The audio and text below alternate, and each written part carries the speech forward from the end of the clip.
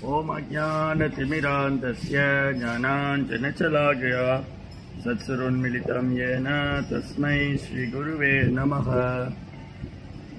नमो विष्णुपादाय कृष्णपृष्ठाय भूतले श्रीमते भक्तिवेदान्त स्वामीति नामिने। नमस्ते सारस्वती देवे गौरवाणी प्रचारिणे निर्विशेष शून्यवादी पाश्चात्यदेशतारिणे। जय श्री कृष्ण चैतन्य प्रभु नित्यानंद श्री अद्वैत गदाधर श्रीवासदि गौरभक्त वृंद। हरे कृष्ण कृष्ण कृष्ण हरे हरे, हरे राम राम राम हरे हरे। हरे कृष्णा பக்தர்களுக்கு இனிமையான காலை வணக்கம். இன்றைய ஜபா செஷன்ல வந்து கலந்துருக்கிற எல்லா பக்தர்களுக்கும் என்னுடைய பணிவான நமஸ்காரம். ஒவ்வொரு நாள் காலை பொழுதும் பக்தருடைய சங்கத்தில் நாம ஜபத்தோடு தொடங்குது. இது வந்து ரொம்ப ரொம்ப மங்களகரமான ஆக்டிவிட்டி, ரொம்ப ஆஸ்பீசியஸ். பகவானுடைய நாமத்தை உச்சரிக்கிறது, பக்தர் சங்கத்தில் இருக்கிறது, பகவானுடைய லீலைகளை பற்றி கேட்பது எல்லாமே ஆஸ்பீசியஸ், ரொம்ப மங்களமானது. முனேஷாது பிரஸ்தோகம் பகவதீர் லோகமங்கலம் எத்கிருத கிருஷ்ண சம்பர்ஸ்னோ ஏ ஆத்மா சுப்ரசீததி. சௌனகாதி முனிவர்கள் சூத கோசாமிட்ட கேள்வி கேட்டாங்க. ஒரு 6 கேள்வி கேட்டாங்க. இந்த பாகவதம் அங்கிருந்தா தொடங்குது. ஸ்ரீமத் பாகவதம் 1ஆம் ஸ்கந்தத்தில் பாகவதம் 1 ஸ்கந்தத்துடைய தலைப்பே முதல் அத்தியாயம். பாகவதம் 1 ஸ்கந்தம் 1 அத்தியாயத்துடைய தலைப்பே வந்து முனிவரின் கேள்விகள். முனிவர்களுடைய கேள்வியிலிருந்து தான் தொடங்குது. அவங்க ஒரு 6 கேள்வி கேட்டாங்க. அது வேற ஒரு சத்சங்கத்தில் வரும்போது அந்த 6 கேள்வி பற்றி விவரமா பேசலாம். அந்த 6 கேள்வி கேட்டதுக்கு அப்புறம் சௌனகாதி முனிவர்கள் சூத கோசாமிட்ட 6 கேள்வி கேட்டாங்க. அந்த கேள்விகளுக்கு பதில் சொல்றதுக்கு முன்னாடி சூத கோசாமி அவங்களை அப்ரிஷியேட் பண்றாரு, அந்த முனிவர்களை புகழ்றாரு. ஏன் அந்த முனிவர்களை புகழ்றாரு? அந்த 6 கேள்வி அப்படி என்னது? அந்த 6 கேள்வி ஏன் அந்த 6 கேள்வி ரொம்ப முக்கியமானது? அந்த 6 கேள்வி கேட்டதுனால அதுக்கு பதில் சொல்றதுக்கு முன்னாடி முதல்ல முனிவர்கள் அவரை புகழ்றார். முனிவர்களை சூத கோசாமி புகழ்றார். முனைய சாது பிரஸ்டோகம் பகவதீர் லோகமங்கலம். முனிவர்களே, நீங்க கேட்ட கேள்வி இருக்கு பாத்தீங்களா, அது இந்த உலகத்துக்கே மங்களம் தரக்கூடியது. ஏன் மங்களம் தரக்கூடியது? எதி கிருஷ்ண சம்பர்ஷ்னோ ஏ ஆத்மா சுப்ரசீததி. நீங்க கேட்ட கேள்வி எல்லாம் பகவான் கிருஷ்ணரோடு சம்பந்தப்பட்டிருக்கிறதுனால அது உலகத்துக்கே மங்களம் தர்றது மட்டும் இல்ல, அது ஆத்மாவுக்கு பூர்ணமான ஆனந்தம், பூர்ணமான திருப்தியை தரக்கூடியது. அப்போ நம்ம அன்றாட வாழ்க்கையில பல்வேறு செயல்களில் ஈடுபடலாம். சிலர் படிச்சுக்கிட்டு இருக்கலாம், மாணவர்களா இருக்கலாம், சிலர் வியாபாரிகளா இருக்கலாம், சிலர் வேலைக்கு போயிட்டு இருக்கலாம், சிலர் வீட்டு வேலை பார்த்துட்டு இருக்கலாம். இப்படி பல ஆக்டிவிட்டிஸ் பண்றதுக்கு மத்தியில கிருஷ்ண பக்தி பயிற்சி பண்றோம் பாத்தீங்களா, அதுலதான் நமக்கு உண்மையான ஆனந்தம் கிடைக்கும். வேலைக்கு போறதுனாலயோ, சம்பாதிக்கிறதுனாலயோ, பள்ளிக்கூடத்துல படிக்கிறதுனாலயோ, காலேஜ் போய் இதுல எல்லாம் கூட நமக்கு அவ்வளவு ஆனந்தம் கிடையாது. அது பண்ணணுமே வேண்டி பண்ணிட்டு இருப்போம். ஸ்கூலுக்கு போகணுமே, காலேஜ் போகணுமே, படிக்கணுமே, வேலைக்கு போகணுமே, சம்பாதிக்கணுமே, குடும்பம் நடத்தணுமே அப்படின்னு எல்லாம் மேன்னு பண்ணிட்டு இருப்போம். ஆனா உண்மையில அதுல முழு திருப்தி இல்லை. எப்ப அதெல்லாம் பூர்ணத்துவம் அடையுது, நம்முடைய வாழ்க்கை எப்ப பூர்ணத்துவம் அடையுதுன்னா அது கிருஷ்ணரோடு சம்பந்தப்படும் போது. ஒரு ஸ்டூடெண்ட் வந்து கிருஷ்ணா கான்சியஸ் பிராக்டிஸ் பண்றாரு, ஒரு family man Krishna conscious practice பண்றாரு, ஒரு குடும்பஸ்தரோ அல்லது ஒரு மாணவரோ அல்லது ஒரு வியாபாரியோ யாரா இருந்தாலும் அவர் வாழ்க்கையில கிருஷ்ண உணர்வை பயிற்சி பண்ணும்போதுதான் அந்த ஆத்மாவுக்கு பூர்ணமான சந்தோஷம். அது இங்க இருக்கிறவங்க எல்லாருமே உணர்வீங்கன்னு நினைக்கிறேன். இந்த சத்சங்கத்துக்கு வந்துட்டு இருக்கிறவங்க எல்லாருக்குமே அந்த ஒரு ரியல் உண்மையான ஃபீலிங், அந்த உண்மையான ஒரு உணர்வு இருக்கும்னு எதிர்பார்க்கிறேன். இருக்கும்.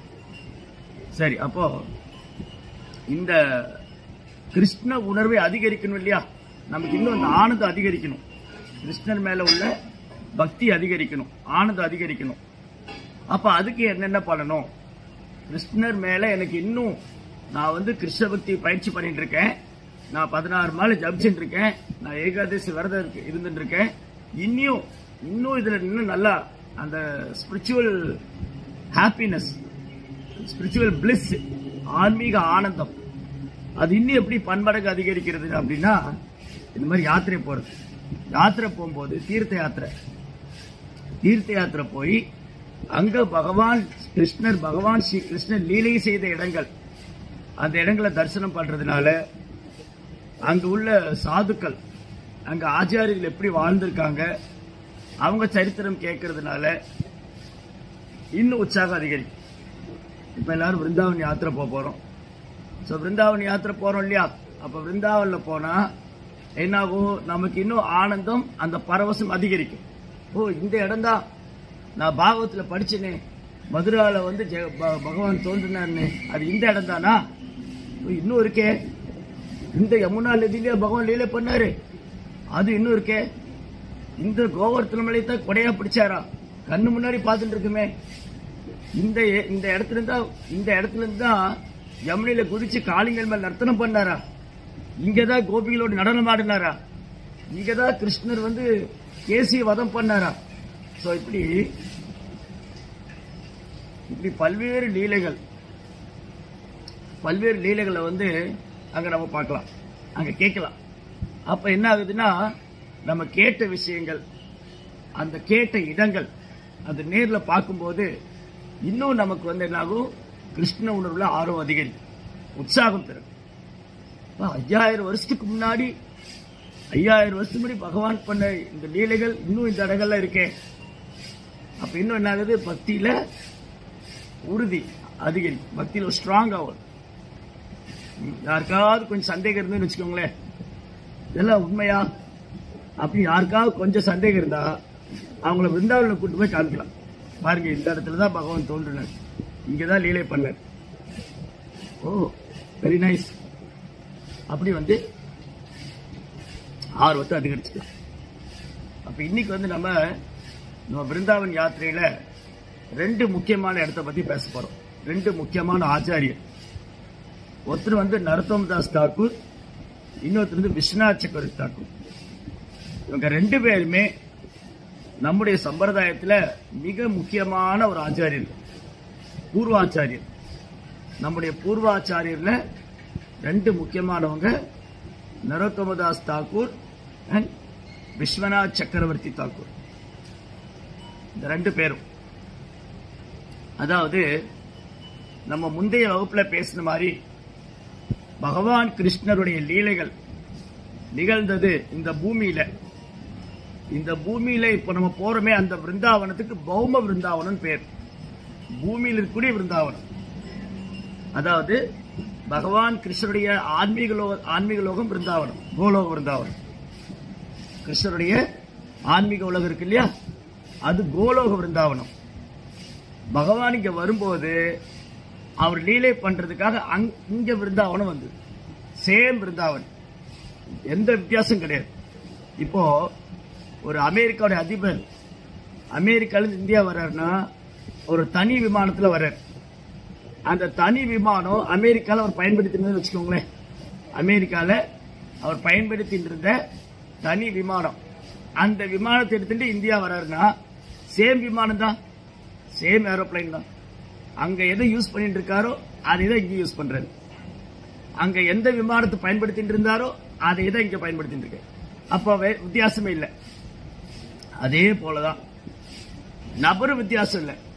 அமெரிக்கால இருந்த அதே அதிபர் தான், அதே விமானம் தான், அதே சேவகர்கள் தான், அதே மனைவி தான் அப்படி இந்தியாவுக்கு வராங்க. அந்த செட் அப்படியே அமெரிக்க அதிபர், அவருடைய மந்திரிமார்கள், அவரது சேவகர்கள், மனைவி, பிள்ளைங்க, அந்த விமானம் அப்படியே அந்த செட்டு இந்தியா வந்தது. இங்க வந்துட்டு இந்தியாவில் சுற்றுப்பயணம் பண்ணிட்டு இந்தியாவில் இருக்கிற மக்கள் எல்லாம் பார்த்துட்டு இந்திய பிரதமரோட அன்பு பண்ணிட்டு திரும்பி அந்த சேம் செட் அப்படியே அமெரிக்கா போயிடுது. அதே போலதான் பகவான் தன்னுடைய லீலைகளை பண்றாரு. ஒரு சாதாரண மனிதனால் இது பண்ண முடியும்னா பகவானால ஏன் பண்ண முடியாது இல்லையா? ஒரு சாதாரண மனிதன், ஒரு நாட்டினுடைய அதிபருக்கு இவ்வளவு பவர் இருக்கும்போது, இந்த அகிலாண்ட கோடி பிரம்மாண்ட நாயகன் பகவான் கிருஷ்ணருக்கு எவ்வளவு பவர் இருக்கும். ஒரு சாதாரண ஜீவனுக்கு எவ்வளவு சக்தி இருக்குன்னா பகவானுக்கு எவ்வளவு சக்தி இருக்கு. அப்ப அவர் இந்த பூமியில வரும்போது தன்னுடைய ஆன்மீக லோகமான பிருந்தாவனத்தை இங்க தோற்றுவிக்கிறார். அவருடைய ஆன்மீக உலகமான பிருந்தாவனம் இங்க தோன்றுது. அவர் தன் சகாக்களோட வராரு. அவருடைய நண்பர்கள், உறவினர்கள், தாய் தந்தையர் எல்லாருமே இங்க வர்றாங்க. அப்புறம் அங்க என்ன லீலை பண்ணிட்டு இருக்காரோ பகவானுடைய ஆன்மீக லோகத்துல கோலோ விருந்தாவனத்துல பகவான் என்ன லீலைகள் பண்ணிட்டு இருக்காரோ அதை அப்படியே இங்க பண்றார். எதுக்காக? ஏன் இவ்வளவு விஷயம்?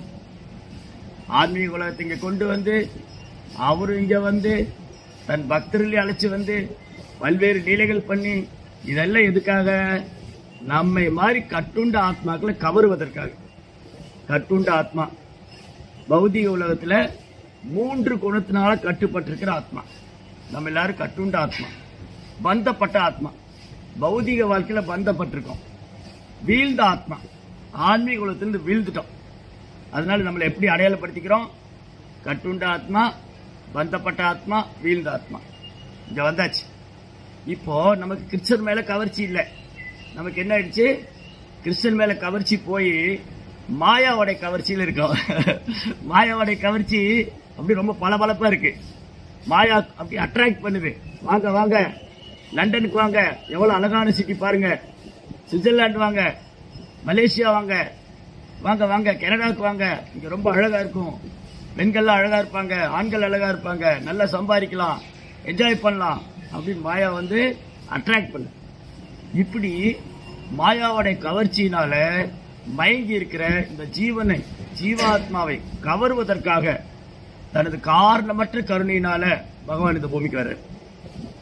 அப்படிங்க வந்து தன்னுடைய அதி அற்புதமான தனது உன்னதமான தெய்வீகமான பகவானுடைய அதி அற்புதமான உன்னதமான தெய்வீகமான லீலைகளால நம்மை கவர்றார். அவருடைய லீலைகளால நம்மை கவர்றார்.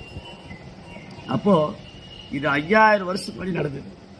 பகவான் இந்த பூமியில வந்து 5000 வருஷத்துக்கு முன்னாடி இந்த லீலைகள்லாம் பண்ணார். அப்போ இந்த லீலைகள் நான் புரிஞ்சுக்கணுமே, இந்த லீலைகள் மேல எனக்கு நம்பிக்கை வரணுமே, இந்த லீலைகளை நான் அனுபவிக்கணுமே, அதுக்கு ஆச்சாரியனுடைய அனுக்கிரகம் வேணும். ஆச்சாரியனுடைய அனுக்கிரகம் இல்லாம இந்த லீலைகளை புரிஞ்சுக்கிறதோ அனுபவிக்கிறதோ உணர்றதோ அவ்வளவு சாதாரண விஷயம் இல்லை. அதனாலதான் 5000 வருஷத்துக்கு முன்னாடி நடந்த லீலைகளை நம்ம எல்லாரும் புரிஞ்சுக்கணும் அப்படிங்கிறதுக்காக அந்த பிருந்தாவன பாவம் என்ன, பிருந்தாவனத்துல பக்தருடைய மூடு, அந்த பக்தருடைய பாவம் என்ன, அவங்க எந்த மாதிரி கிருஷ்ணன் மேல அன்பு வச்சிருக்காங்க அப்படின்னு அந்த பிருந்தாவன பாவத்தை வெளிப்படுத்துவதற்காகவே பகவான் சைதன்ய மகாபிரபு அவதாரம் பண்ணார். சைதன்ய மகாபிரபு இது வந்து சைதன்ய மகாபிரபு அவதாரம் 500 வருஷத்துக்கு முன்னாடி நடந்தது. ஜஸ்ட் 500 இயர்ஸ், 500 வருஷத்துல போயிருக்கு. பாருங்க, நம்ம எல்லாரும் ரொம்ப பாக்கியம் பண்ணவங்க. ஏன் நம்ம எல்லாம் ரொம்ப பாக்கியம் பண்ணோம்னா, கலியுகத்துல பிரதமையில இருக்கும். பிரதமை அப்படின்னா கலியுகத்தோட தொடக்கத்தில் இருக்கும். வெறும் 5000 வருஷம் தான் இருக்கு பகவான் லீலை முடிச்சு போய், பகவான் கிருஷ்ணன் லீலை முடிச்சு போய் வெறும் 5000 வருஷம் தான் இருக்கு. சைதன்ய மகாபிரபு அவதாரம் பண்ணி வெறும் 500 வருஷம் தான் இருக்கு. பகவான் லீலை முடிச்சு, பகவான் கிருஷ்ணன் லீலை நடந்து முடிஞ்சு 5000 வருஷம் தான் இருக்கு. சைதன்ய மகாபிரபு அவதாரம் பண்ணி 500 வருஷம் தான் இருக்கு. பிரபுபாதர் சமீப காலத்தில் வாழ்ந்த ஆச்சாரியர், இப்பதான் ரீசன்ட் டைம்ல. அப்படின்னா பிரபுபாதர் மாதிரி ஆச்சாரியர் காலத்திலையும் சைதன்ய மகாபிரபு அவதரிச்ச அந்த 500 ஆண்டுகளுக்குள்ள நம்ம இருக்கிறது நம்ம செஞ்ச ரொம்ப பாக்கியம். அது இன்னொரு பாக்கியம் என்னன்னா, பிரபுபாடைய சீடர்கள் இன்னும் இங்க இருக்காங்க பூமியில. பிரபுபாதர் நேரடியா சந்திச்சு அவர்கிட்ட தீட்சை பெற்று அவருடைய வழிகாட்டுதல்ல பக்தி பண்ணக்கூடிய பிரபுபாடைய ஆர்மியில் இருக்கக்கூடிய அவருடைய சேனைகள், தூய பக்தர்கள், வைணவர்கள், குருமார்கள், அவங்க இன்னும் இந்த பூமியில் இருக்காங்க. அவங்கள தரிசனம் பண்ற பாக்கியம் நமக்கு கிடைக்குது. அவங்களோட சங்கம் கொள்ற பாக்கியம் நமக்கு கிடைக்குது. அவங்ககிட்ட இருந்து கேட்கிற பாக்கியம் நமக்கு கிடைக்குது. ரொம்ப ஃபார்ச்சுனேட். ரொம்ப பாக்கியம் பண்ணியிருக்கோம். அப்போ 500 வருஷத்துக்கு முன்னாடி சைத்தன்ய மகாபிரபு அவதாரம் பண்ணாரா? சைதன்ய மகாபிரபு காலத்துக்கு அப்புறம் 6 கோஸ்வாமிகள். நம்ம போன வகுப்புல அதை பத்தி பேசணும். சனாதன் கோஸ்வாமி பத்தி எல்லாம் பேசணும். 6 கோஸ்வாமிகள். இந்த 6 கோஸ்வாமிகள்லயே வந்து ரொம்ப இளமையானவர் ஜீவ கோஸ்வாமி. ஜீவ கோஸ்வாமி வந்து இந்த சம்பிரதாயத்தோடைய ஒரு மிக முக்கியமான ஆச்சாரியரா திகழ்ந்தவர். சைதன்ய மகாபிரபு காலத்துக்கு அப்புறம் ஜீவ கோஸ்வாமியானவர் இந்த சம்பிரதாயத்துல ஒரு முக்கியமான ஒரு ஆச்சாரியர். பக்தர்களுக்கு பயிற்சி அளிப்பது, பக்தியை பற்றி சாஸ்திரங்கள் எழுதுவது, கோஸ்வாமியுடைய கிரந்தங்கள், கோஸ்வாமி எழுதிய புத்தகங்களை வந்து மொழிபெயர்ப்பு செய்யறது, இது மாதிரி பல்வேறு பணிகளை செய்திருந்தார். ஜீவகோஸ்வாமி வந்து ராதா தாமோதர் கோயிலில் தங்கியிருந்தார். அங்க பல்வேறு பக்தியினுடைய பல்வேறு செயல்கள் அவர் ஈடுபட்டார். சாஸ்திரங்களை மொழிபெயர்ப்பு செய்வது, அப்புறம் அந்த ஒரு இன்ஸ்டிடியூஷன், அதாவது பக்தர்களை பயிற்சி அளித்து ஒரு பெரும் பிரச்சாரகர்களாக, பெரிய பிரச்சாரகர்களாக கிருஷ்ண உணர்வு தத்துவங்களை புரிந்து கொண்டு அதை பரப்பும் ஒரு பெரும் சிறந்த சேனைகளாக உருவாக்கினார் ஜீவகோஸ்வாமி. அப்படி ஜீவகோஸ்வாமி சாஸ்திரம் கத்துன்ற ஒரு ஆச்சாரியர் தான் நரோத்தம தாஸ் தாக்கூர். இந்த ஆச்சாரியர் பத்தி எல்லாம் பேசணும்னு சொன்னா இந்த 10 நிமிஷம் 15 நிமிஷம் போதாது. அவர்களுடைய சரித்திரம் வந்து எல்லையற்றது. எப்படி கிருஷ்ணாவுடைய பிறப்பு செயல்கள், ஜன்ம கர்ம சமே திவ்யம் ஏவம் யோவேதி தத்வதः த்யக்த்வா தேகம் புனர்ஜன்ம நைதி மாமேதி சொல்றது. கிருஷ்ணன் சொல்றாரு, அர்ஜுனா எனது செயல்கள், பிறப்பு இதெல்லாம் ரொம்ப திவ்யமானது, மங்களமானது. யாரோ ஒருத்தர் இதை கேட்கிறாங்களோ படிக்கிறாங்களோ அவங்க இந்த உடலை விட்டதும் திரும்பி இந்த பூமிக்கு வர்றதில்லை, அவங்க எண்ணெய் அடைகிறார்கள். அதே போலதான் பகவானது தூய பக்தர்கள், ஆச்சாரியர்கள், இவங்க செயல்கள்லாம் வந்து திவ்யமானது. அவங்க பிறப்பும் திவ்யமானது, அவங்க செயலும் திவ்யமானது. இதை படிக்கிறதுனால கேட்கறதுனால நாம தூய்மை அடைவோம். நம்ம இதயம் வந்து பரிசுத்தமாகும். நம்ம இதயம் பரிசுத்தமாகும் போதுதான் அந்த இதயத்துல பகவான் நம்மளால உணர முடியும். பகவான் நான் உணரணும்னு வச்சுக்கோங்களேன். நிறைய பேருக்கு கடவுளை உணரணும்னு ஆசை, ஆர்வம். ரொம்ப பேர் கடவுளை உணரணும்னு ஆர்வம். கடவுள் இருக்காரா, அவரை பார்க்க முடியுமா, உணரணுமே. கடவுள் இருக்காரு, உணரலாம், பார்க்கலாம், அனுபவிக்கலாம். ஆனா நான் தூய்மை அடையும். நான் பரிசுத்தமாகாம, நான் தூய்மை அடையாம என்னால கடவுளை உணர முடியாது. அவர் எல்லா பக்கம் இருக்காரு, கோயில்ல இருக்காரு, நம் இதயத்தில் இருக்காரு, நாமத்தில் இருக்காரு, பாகவதத்தில் இருக்காரு, சத்சங்கத்தில் இருக்காரு. அவர் இல்லாத இடம் எங்க? அவர் எல்லா இடத்துலயும் இருக்காரு. அதை உணரணுமே. அதை உணரணும். நான் பரிசுத்தமாகணும். நான் பரிசுத்தமாகனா தூய பக்தர்கிட்ட இருந்து கேட்கணும், தூய பக்தருக்கு சேவை பண்ணணும், ஆச்சாரியர்கிட்ட இருந்து கேட்கணும், குருமார்கள்ட்ட இருந்து கேட்கணும், அவங்க சேவை பண்ணணும். அந்த பூர்வ ஆச்சாரியருடைய சரித்திரத்தை கேட்கணும்.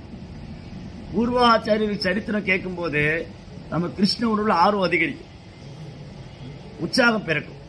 இப்படி எல்லாம் சேவை பண்ணிருக்காங்களா, இந்த மாதிரிலாம் வாழ்ந்திருக்காங்களா யோசிச்சு பாருங்க. நான் ஒரே ஒரு உதாரணம் மட்டும் தரேன். ஒரு உதாரணம், நரோத்தம தாஸ் தாக்கூர் லைஃப்ல இருந்து, நரோத்தம தாஸ் தாக்கூர் வாழ்க்கை ஒரு உதாரணம் எடுத்துக்கலாம். என்னதுன்னா, அவர் வந்து சைதன்ய மகாபிரபுவில் ஆசீர்வதிக்கப்பட்டவர். அந்த குழந்தை நரோத்தம் வந்து சைதன்ய மகாபிரபுவில் ஆசீர்வதிக்கப்பட்டவர். நரோத்தம் வந்து தோன்றியது வந்து ஈஸ்ட் பெங்கால், இப்ப இன்னைக்கு வந்து பங்களாதேஷ். இன்னைக்கு பங்களாதேஷ் சொல்றோம் இல்லையா, தனி நாடாயிடுத்து. அன்னைக்கு வந்து பங்களாதேஷ் வந்து இந்தியாவோட தான் இருந்தது. அது கிழக்கு வங்காளம் சொல்லுவாங்க, மேற்கு வங்காளம் கிழக்கு வங்காளம், அது இந்தியாவோட தான் இருந்துச்சு. அதுக்கப்புறம் நம்ம தலைவர்களாக தாரவாத்து கொடுத்துட்டாங்க. அது வேற டாபிக். அது பங்களாதேஷ் தனி நாடாயிடுச்சு. அந்த பங்களாதேஷ் இருக்கு இல்லையா, கிழக்கு வங்காளம், அங்க நமது ஆச்சாரியர் நிறைய பேர் தோன்றி இருக்காங்க கிழக்கு வங்காளத்துல. புண்டரி வித்யாநிதி, முகுந்த தத்தா, அப்புறம் வந்து நரோத்தம், நிறைய ஆச்சாரியர். ஸோ நரோத்தம் வந்து அவருடைய லைஃப் ஹிஸ்டரி வந்து ரொம்ப பியூட்டிஃபுல்லா இருக்கு, ரொம்ப அழகா இருக்கு. ஒரு முறை சைத்தன்ய மகாபிரபு கிழக்கு வங்காளம் போனார். கிழக்கு வங்காளம் அங்க வந்து பத்மான்னு ஒரு நதி ஓடி இருக்கு, பத்மா ரிவர், பத்மா நதி. சைதன்ய மகாபிரபு என்ன பண்ணாரு, அந்த பத்மா நதியில இறங்கி நீராடுறார், குளிக்கிறார். மகாபிரபு வந்து பத்மா நதியில காலை வச்ச உடனே அந்த ஆறு வந்து அப்படி கரை புரண்டு ஓடுது. அப்படியே அந்த ஆறு வந்து பத்மா ரிவர் இருக்கு இல்லையா, அந்த பக்தி பரவசம் அப்படியே உற்சாகத்துல சைதன்ய மகாபுடைய தாமரை திருப்பாதம் பட்ட உடனே அந்த பத்மா நதி அப்படி கரை புரண்டு ஓடுது. அப்ப மகாபிரபு சொன்னாரு, ஓ பத்மா நதியே, இன்னி கொஞ்ச காலத்துல நரோத்தம்னு ஒரு பக்தர் வருவார், அவருக்கு குளிக்க வருவார். என்னுடைய பிரேமம், கிருஷ்ணர் மேல இருக்கிற பிரேமத்தை நான் இந்த நதியில விட்டுட்டு போறேன், நீ நரோத்தம் கொடுத்துடுங்க. நான் வந்து பகவான் கிருஷ்ணர் மேல உள்ள பிரேமம் இருக்கு இல்லையா, அந்த பிரேமத்தை உனக்கு தரேன், நீ வச்சுக்கோ. நரோத்தம்னு ஒருத்தர் வருவார், அவர் இங்க குளிக்க வருவார், அவர்கிட்ட கொடுத்துடுங்க. அப்ப பத்மா கேட்டாங்க, ஓ மகாபிரபு, யாரு நரோத்தம், எப்படி நான் தெரிஞ்சுக்கிறது? நீங்க நரோத்தம்னு ஒருத்தர் வருவாரு, அவர்கிட்ட பிரேமத்தை கொடுன்னு சொல்றீங்க, அந்த நரோத்தம் எப்படி நான் தெரிஞ்சுக்கிறது? அப்ப மகாபிரபு சொன்னாரு, நான் இந்த தண்ணியில இறங்கும் போது, நான் உன் நதியில காலை வைக்கும் போது நீ எப்படி பரவசத்தை உணர்ந்த, நீ எப்படி ஆனந்தம் அனுபவிச்ச, அதே மாதிரி நரோத்தம் இங்க வந்து தன் பாதத்தை பதிக்கும் போது இதே ஆனந்தத்தை நீ உணர்வேன், இதே பரவசம் நீ அடைவேன். அப்ப புரிந்து கொள்ள அவர் தான் நரோத்தம். அப்படியே ஆகட்டும். அப்ப பெங்கால்ல ஒரு காயஸ்த கம்யூனிட்டி, அது ராஜகுலம் தான், ஆனா ஒரு உயர்ந்த ராஜகுலம் இல்ல, ஒரு தாழ்ந்த ராஜகுலம், காயஸ்த கம்யூனிட்டி. அங்க வந்து நரோத்தம் குழந்தையா பிறந்தார். சிறு வயதிலிருந்தே எதுலையுமே நாட்டம் கிடையாது, பௌதிக விஷயங்கள்ல எதுலையுமே நாட்டம் கிடையாது. எப்பவுமே பகவானே நினைச்சிட்டு இருப்பாரு, பகவானை லீலைகளை நினைச்சுட்டே இருப்பாரு. அப்போ ஒன்னு நரோத்தம் என்ன பண்ணாரு, பத்மால குளிக்க போனார்.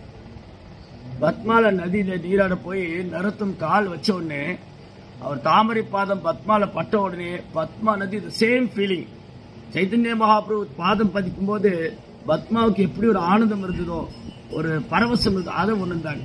அப்ப அந்த பிரேமத்தை அப்படி நரோத்தம் கொடுத்தாங்க. அந்த பத்மா நதியில குளிச்சு நரோத்தம் வெளியில வந்தா, அவர் கண்ணில இருந்து அருவி மாதிரி கண்ணீர் வந்துகிட்டே இருக்கு.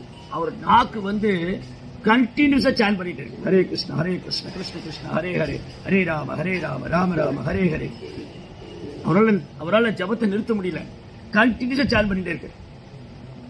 அப்போ இந்த நரோத்தம்ங்கிறது வேற யாரும் இல்ல, அவர் ஒரு சாதாரண நபர்ல இல்ல, சைதன்ய மகாபுடைய பிரேமத்தின் சொரூபம்.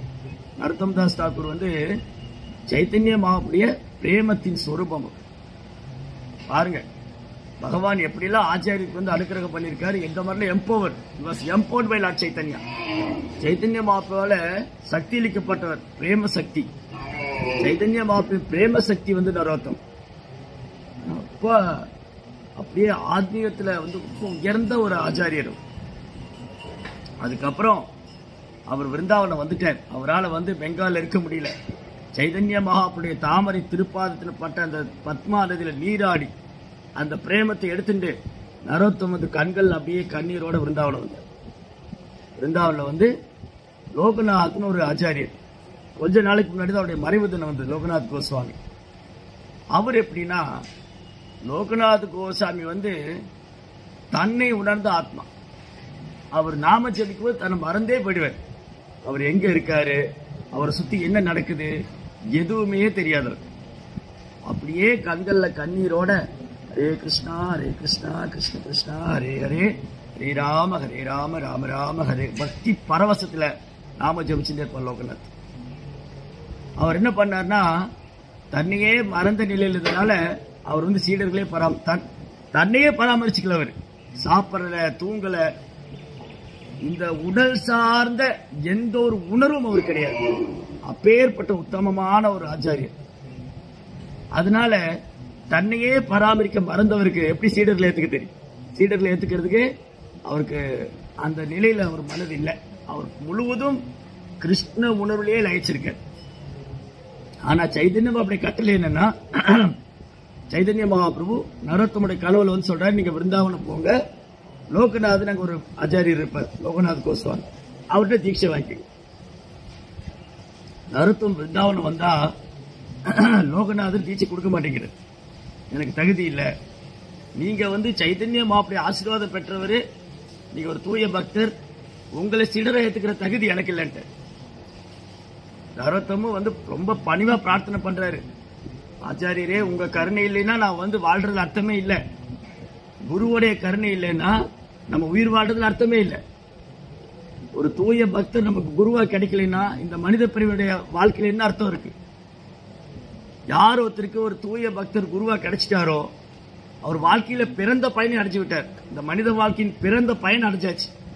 ஒரு அங்கீகரிக்கப்பட்ட அதிகாரப்பூர்வமான ஆச்சாரிய சம்பிரதாயத்தில் வரக்கூடிய ஒரு தூய பக்தர் நமக்கு குருவா கிடைச்சார் அப்படின்னு சொன்னா இந்த மனித வாழ்க்கையை நாம் பிறந்த பயனை அடைந்து விட்டோம். ரைட்?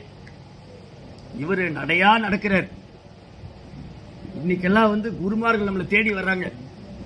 நீங்க தீட்சை வாங்கிக்கங்க, 16 மாலை, குறைந்தபட்சம் 16 மாலை ஜெபம் பண்ணுங்க, 4 விதிமுறை கடைபிடிங்க, நான் உங்களுக்கு தீட்சை கொடுக்குறேன். இஸ்கான்ல வந்து பிரபுபாத இயக்கத்தில் வந்து நீங்க கிருஷ்ணருக்கு சேவை பண்ணுங்க இப்படின்னு ஆன்மீக குருமார்கள் நம்மளை தேடி வந்து நம்மளை உற்சாகப்படுத்தி தீட்சை கொடுக்குறாங்க. ஆனா ஒரு காலத்துல சீடர்கள் தான் குருவை தேடி போக வேண்டியது. அதுவும் அவ்வளவு சுலபமெல்லாம் தீட்சை கொடுத்துட மாட்டேன். நடையா நடக்கணும். ராமானுஜர் கூட 18 முறை நடந்தார். அதுக்கப்புறம் தான் அவர் குரு வந்து அவர் ஏத்துனார் சீடரா. அது ஒரு பெரிய ஸ்டோரி, அது அப்புறம் பாட்டு. இந்த லீலையில நரோத்தம் நடையா நடக்கிறார். லோகநாதர் மனம் இறங்கவே மாட்டேங்கிறார். ஒரு நாள் லோகநாதருக்கு தினமும் ஒரு அதிசயமான ஒரு செயல் நடக்குது. என்னன்னா, பிருந்தாவனத்துல லோகநாதர் தங்கி இருந்த பொழுது அவர் காலை கடன் கழிக்கிற இடத்த போய் ஒருத்தர் சுத்தம் பண்றார். அவர் இங்க போய் அந்த காலத்துல எல்லாம் காலையில ஓபன் ஸ்பேஸ்ல தானே காலை கடன்ல கழிப்பாங்க. அப்ப பெரிய பெரிய டாய்லெட் எல்லாம் கிடையாது. ரொம்ப பிருந்தாவன் ரொம்ப சிம்பிள் வில்லேஜ், ரொம்ப எளிமையான ஒரு கிராமம். அப்போ ஒரு நாள் லோகநாத் பாக்குறாரு, நான் தினமும் டாய்லெட் போற இடத்த யார் கிளீன் பண்றா? அப்படி கிளீனா இருக்கு, நல்லா சுத்தம் பண்ணி அங்க ஒரு லோட்டால ஒரு டப்பால தண்ணி வச்சிருக்கேன், ஹேண்ட் வாஷ் பண்றதுக்கு, எல்லாம் வாஷ் பண்றது. ஒரு நாள் லோகநாத் ஒளிஞ்சிருந்து பாக்குறாரு, யார் பண்றாரு. லோகநாத் ஒளிஞ்சிருந்து பார்த்துட்டு இருந்தா இது நரோத்தம் பண்ணிட்டு இருக்காரு. நரோத்தம் தினமும் போய் லோகநாதர் டாய்லெட் போற இடத்த கிளீன் பண்ணி அந்த பாட்டில தண்ணி வச்சுட்டு வந்துடுறாரு. யார்ட்டையும் சொல்லல, விளம்பரப்படுத்தல, ரொம்ப எளிமையான சேவை. இத வந்து லோகநாதர் பார்த்துட்டு அவர் கண்ணுல கண்ணீர் வந்து, நரோத்தம் நீங்க யாரு? நீங்க வந்து சைதன்ய மகாபிரபு ஆசீர்வதிக்கப்பட்டவர், நீங்க வந்து ஒரு ராஜகுலத்தை சார்ந்தவர், நீங்க போய் இந்த வேலையை பண்ணலாமா? ஏன் இப்படி பண்றீங்க? நரோத்தம் சொன்னாரு, நான் உங்களுக்கு குருவை ஏத்துனேன், நீங்க உங்க கருணை எனக்கு கொடுக்கணும். உங்க கருணைக்காக நான் காத்துட்டு இருக்கேன். அந்த கருணை எனக்கு எப்ப வேணாலும் கிடைக்கலாம். நான் உங்களை குருவை ஏத்துன்னு உங்களுக்கு சேவை பண்ணிட்டு இருக்கேன். நீங்க உங்க கருணை கொடுத்தா நான் சந்தோஷமாவேன், இல்லாட்டி அந்த கருணை எப்ப கிடைக்குதோ அது வரைக்கும் நான் காத்துட்டு இருப்பேன். அவருடைய பணிவு, நரோத்தமுடைய பணிவு, எளிமை, சேவை மனப்பான்மை, இதை பார்த்து லோகநாத் கலந்து அப்படி கண்ணீர் வந்து அப்படியே கட்டி தழுவிட்டார். நரோத்தம் கட்டி தழுவிட்டு லோகநாதனுடைய ஒரே சீடர் நரோத்தம் தாஸ் தாக்கூர். அப்ப சொன்னாரு, நீங்க போய் ஜீவகோஸ்வாமிகிட்ட சாஸ்திரம் படிச்சுக்கோங்க, சாஸ்திரம் படிச்சுட்டு பெங்கால்ல போய் கிருஷ்ண பக்தியை பிரச்சாரம் பண்ணுங்க. அப்படி நரோத்தம் தாஸ் தாக்கூர் அவருடைய சமாதி மந்திரில நீங்க போறீங்க. பிருந்தாவன்ல வந்து நரோத்தம் தாஸோட சமாதி மந்திர், அங்க நீங்க போவீங்க. என்ன பண்ண நரோத்தம், ஜீவகோஸ்வாமிகிட்ட வந்து சாஸ்திரம் படிச்சுட்டு அவர் பெங்கால்ல வந்தா, நரோத்தம் எங்கெல்லாம் போறாரோ, யாரெல்லாம் சந்திக்கிறாரோ, அவருடைய தரிசனம் பண்றவங்க எல்லாரும் கிருஷ்ண பக்தராக. எப்படி நம்மளும் மணிக்கணக்கா பேசுறோம், நம்ம மணிக்கணக்கா பேசினாலும் ஒருத்தர் பக்தராக்க முடியல, ரொம்ப கஷ்டமா இருக்கு. ஒருத்தரை கிருஷ்ண பக்தராக்கிறதுக்கு ரொம்ப ரத்தம் சிந்தணும், ரொம்ப கஷ்டம்.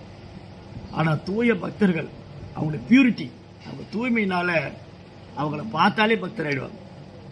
நரோத்தம் தாஸ் தாக்கூர் திரும்பி அவர் கிராமத்துக்கு வந்தாரு. கேத்தூரின்னு ஒரு இடம் இருக்கு பெங்கால்ல, இன்னைக்கு போன அந்த இடம் பார்க்கலாம், கேத்தூரி. அந்த கேத்தூரிங்கிற கிராமம் தான் நரோத்தம் தாஸில் தோன்றிய இடம்.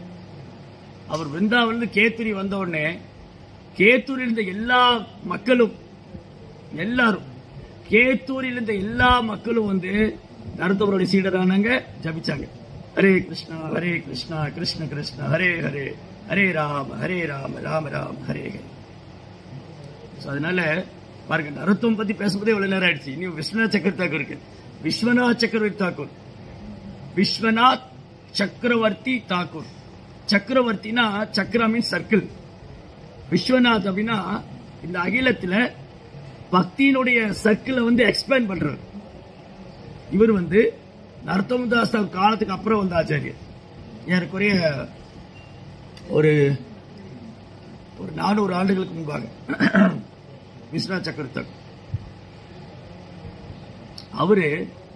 அவரு இந்த சம்பிரதாயத்துடைய பிரதான ஆச்சாரியர் இருந்திருக்கார். என்ன சொல்றதுன்னா, விஸ்வநாத் சக்கரவர்த்தி தாக்கூர் இந்த சம்பிரதாயத்தோட கமாண்டர் மாதிரி இருந்திருக்காரு.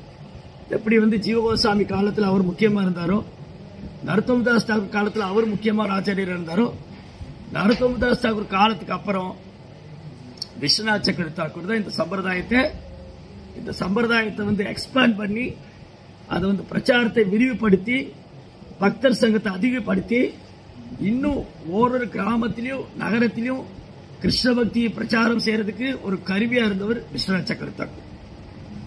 நீங்க அவருடைய சமாதிக்கு போறீங்க. இப்படி இந்த மாதிரி பூர்வாச்சாரியர் விஸ்வநாத் சக்கரவர்த்தி தாக்கூர், நரோத்தமதாஸ் தாக்கூர் இவங்கெல்லாம் பிருந்தாவனம் போகல, பிருந்தாவனத்துல போய் இருக்கலன்னா இன்னைக்கு பிருந்தாவனம்னா என்ன, பிருந்தாவன பக்தினா என்னங்கிறது நமக்கு தெரியாமலே போயிடும். அதனால நம்ம ஆச்சாரியருக்கு ரொம்ப கடன் பட்டிருக்கோம். அவங்களுடைய திருவடியை பிரார்த்தனை பண்ணணும். உங்க பிருந்தாவன யாத்திரை நல்லபடியா நடக்கணும். விஸ்வநாத் சக்கரவர்த்தி தாக்கூருடைய அனுகிரகம் நமக்கு கிடைக்கணும். நரோத்தமதாஸ் தாக்கூர் அனுகிரகம் கிடைக்கணும் பிரார்த்தனை பண்ணிக்கணும். இவங்களுடைய மனோபாவம் இருக்கு இல்லையா, இந்த பூர்வாச்சாரிய மனோபாவம், அதுதான் பிரபுபாதர். அன்னைக்கு நரோத்தமதாஸ் தாக்கூர் பெங்கால் முழுவதும், பெங்கால் ஃபுல்லா கிருஷ்ண ஸ்ப்ரெட் பண்ணார். பெங்கால் முழுவதும் கிருஷ்ணனுடைய பிரச்சாரம் பண்ணார். ஸ்ரீல பிரபுபாதர் நரோத்தமதாஸுடைய மனோபாவத்தில் அந்த போதனைகளை எடுத்துட்டு உலக முழுது பண்ணிட்டார். அதனால பிரபுபாதர் நமக்கு கிடைச்ச ஒரு பெரிய வரப்பிரசாதம். நல்ல ஜெபம் பண்ணி பிருந்தாவன்ல போய் பகவான் நாமத்தை நல்ல உச்சாரணம் பண்ணி இந்த புனித ஸ்தலங்கள்லாம் பார்த்து அந்த பிருந்தாவனத்தை இதயத்தில் எடுத்து வரணும். நம்ம இதயத்தில் ஒரு பிருந்தாவனத்தை ஏற்படுத்தலாம். அதுக்கு குப்தா பிருந்தாவனம் பேர். குப்த விருந்தாவனம் அப்படின்னா மறைந்திருக்கிற விருந்தாவனம், ஹிருதய விருந்தாவனம். அந்த விருந்தாவனம் இதயத்துக்குள்ள வரணும். அந்த விருந்தாவன கான்சியஸ்னஸ் அது இதயத்துக்குள்ள வந்தா நம்ம இதயத்திலும் விருந்தாவனம் இருக்கு, அங்க கிருஷ்ணர் இருக்காரு, அந்த ஆனந்தத்தை நம்ம அனுபவிக்கலாம். ஹரே கிருஷ்ணா. ஜெய் ஸ்ரீ பிரபுபாத்.